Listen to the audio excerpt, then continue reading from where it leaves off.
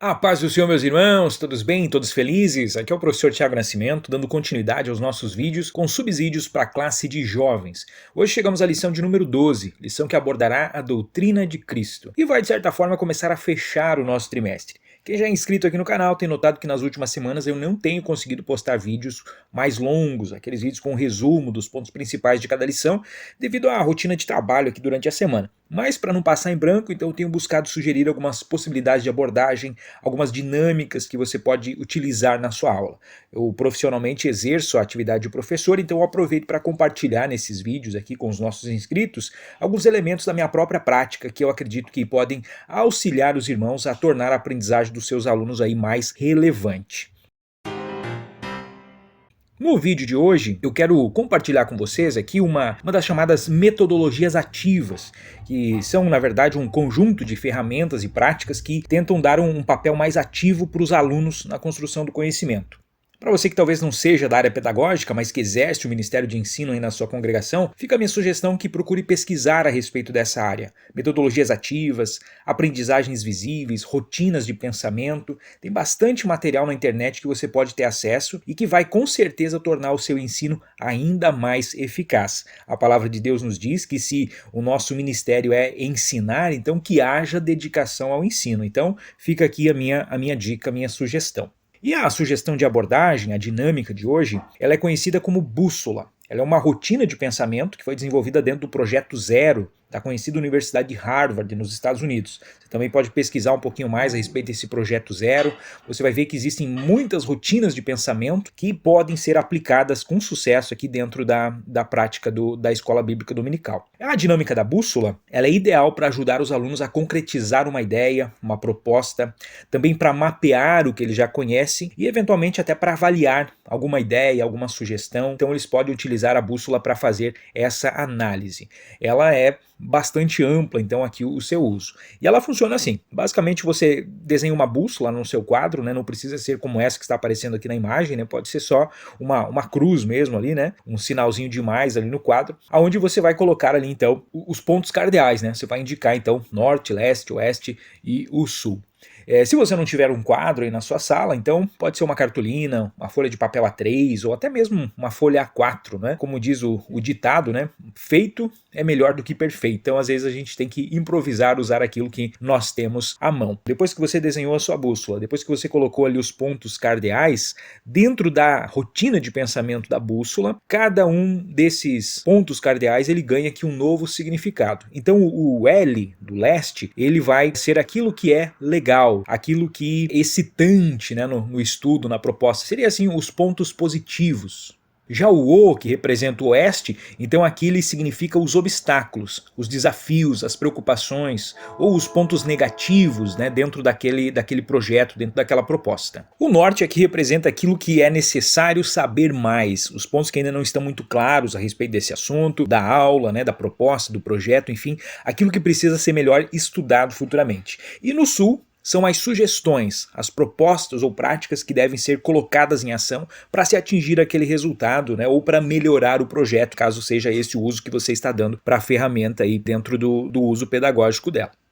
Um detalhe aqui, geralmente faz mais sentido para os estudantes quando a gente segue a seguinte ordem. Primeiro a gente coloca na direita, no L, aquilo que é legal, aquilo que é positivo sobre a ideia. Depois nós vamos para a esquerda mostrar os obstáculos, as preocupações. Depois subimos ao norte para mostrar aquilo que ficou em dúvida, né, aquilo que é necessário saber mais. E por último vai então a parte do sul, a parte das sugestões, das práticas. E no nosso caso aqui eu proponho que você estabeleça para a sua bússola o seguinte tema: como vencer o mundo? Essa vai ser a pergunta que a turma vai responder utilizando então as etapas da bússola. Mas eu penso que o melhor momento para passar essa atividade, eu acredito que seja no final da lição. Então a minha sugestão é a seguinte: você vai ministrar a lição normalmente, seguindo os tópicos, fazendo as leituras necessárias, dando a sua explicação em cada ponto, tudo normalmente. Mas aí você já deixa combinado com os alunos que no final vai haver uma atividade participativa, né, que vai demandar um certo tempo.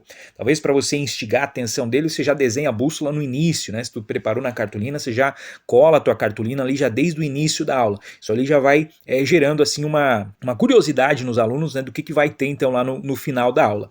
E aí você vai então falar para eles que tem essa dinâmica no final e que por isso vai ter de ser um pouco mais conciso em cada tópico. Isso também já vai direcionar os alunos, né, para guardar a sua participação ali, que muitas turmas eles gostam de conversar, né, de expressar a sua opinião, então você já vai colocando ali para eles que eles guardem essa participação lá para o final da aula. E aí você vai ministrar os tópicos aqui, aprofundando naquilo que for necessário, mas de forma resumida. No primeiro tópico, por exemplo, eu acho que é importante que fique bem clara essa diferença entre a moral e a ética. Tem um texto bem explicativo no subsídio da lição dos professores, mas você pode resumir aos alunos que, apesar de ser usadas quase que como sinônimos, essas duas palavras elas podem, né, ser vistas de formas diferentes. Então a moral, podemos dizer que é como um manual de instruções para a vida. É um conjunto de regras, de valores que nós aprendemos com a nossa família, com a religião, com a comunidade, com a cultura, enfim. É como se fosse um guia do que fazer para sermos pessoas boas dentro de uma determinada sociedade. Por isso, a gente pode falar que a moral ela é mutável, ela é variável. Ao longo do tempo ela vai sendo alterada. De uma sociedade para outra também pode haver mudanças, né? O que é certo numa cultura pode não ser bem aceito em outras e vice-versa. Já a ética, por outro lado, é aquilo que nos permite questionar essas regras e valores. A ética nos faz pensar por que essas regras existem? Será que elas são justas para todos? Como podemos melhorar o nosso manual de instruções para a vida? Em outras palavras, podemos dizer que a ética é uma reflexão, um estudo acerca da moral. Você pode usar como exemplo a mentira. A moral da nossa sociedade diz que mentir é errado. Aí digamos que você se encontre numa situação onde precisa mentir para salvar a vida de alguém. Vamos usar um exemplo bem extremo aqui, né? Um assassino está solto no seu condomínio, ele quer matar todos os moradores. E aí ele te encontra e pergunta se tem mais alguém na casa. Os seus pais, os seus irmãos estão escondidos, dentro do guarda-roupa, dentro do armário. E aí o assassino te pegou. E agora, o que você vai fazer nessa situação? A moral diz que mentir é errado, mas a ética, ela te leva a questionar a regra e pensar que talvez nesse caso específico, mentir talvez seja a coisa certa a se fazer. Então, em resumo, a moral é o conjunto de valores, aquilo que é certo, aquilo que é errado, e a ética é a reflexão sobre esses valores. Óbvio que é interessante você evitar também essas questões polêmicas, até porque nós temos a atividade aqui no final, né? Então talvez você possa pensar aí num outro exemplo que seja um pouco mais simples, né? Que não vai gerar uma discussão tão grande aí dentro da sua sala. Então o importante desse primeiro tópico, diante de um mundo imoral, é você destacar que a nossa base ética e moral é a palavra de Deus. Porque tudo que é bom, tudo que é bem, tudo isso deriva de Deus.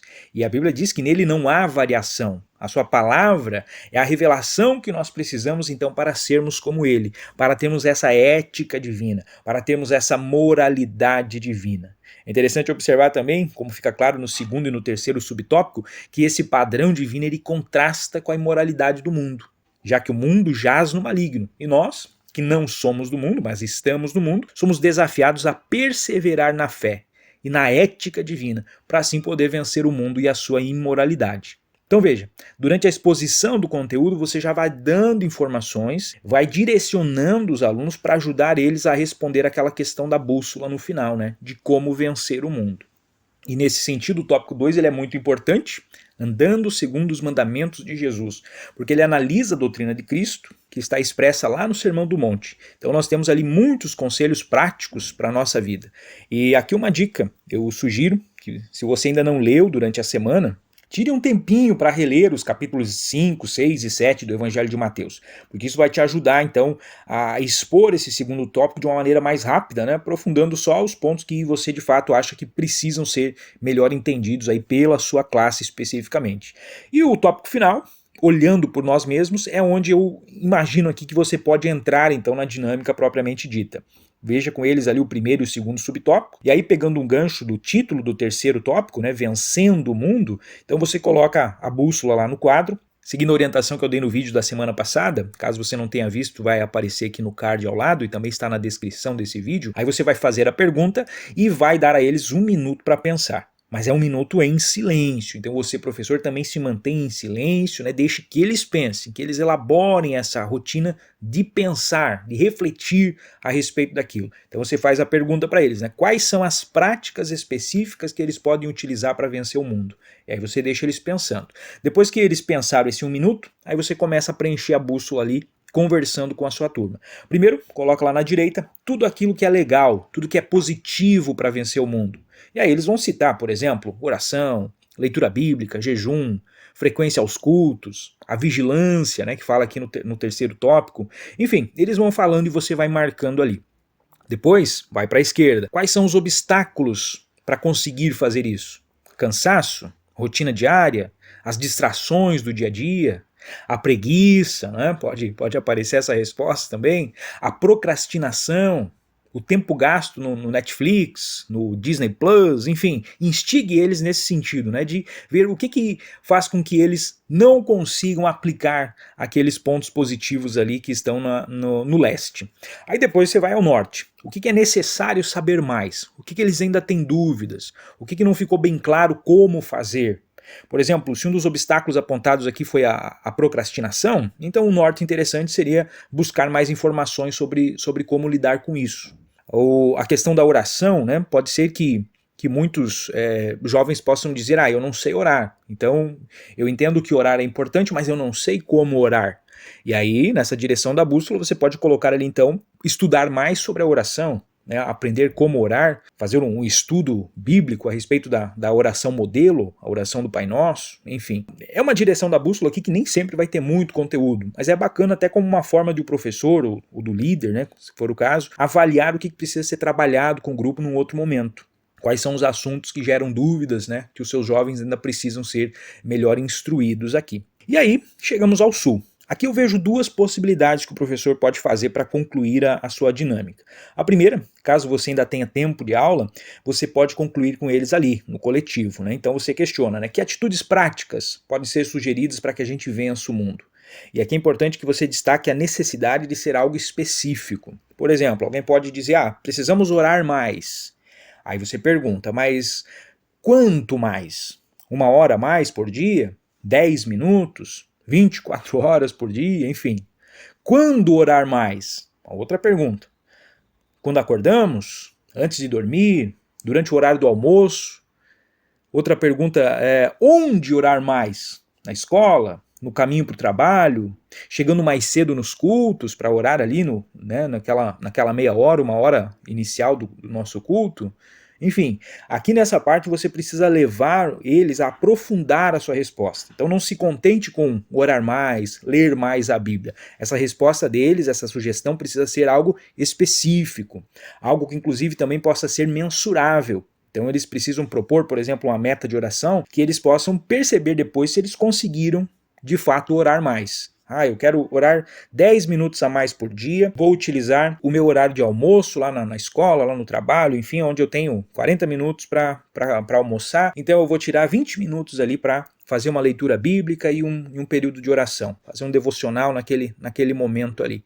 Então aqui nós temos uma meta específica, tem um tempo, tem um lugar e tem como ele conferir depois se ele conseguiu fazer.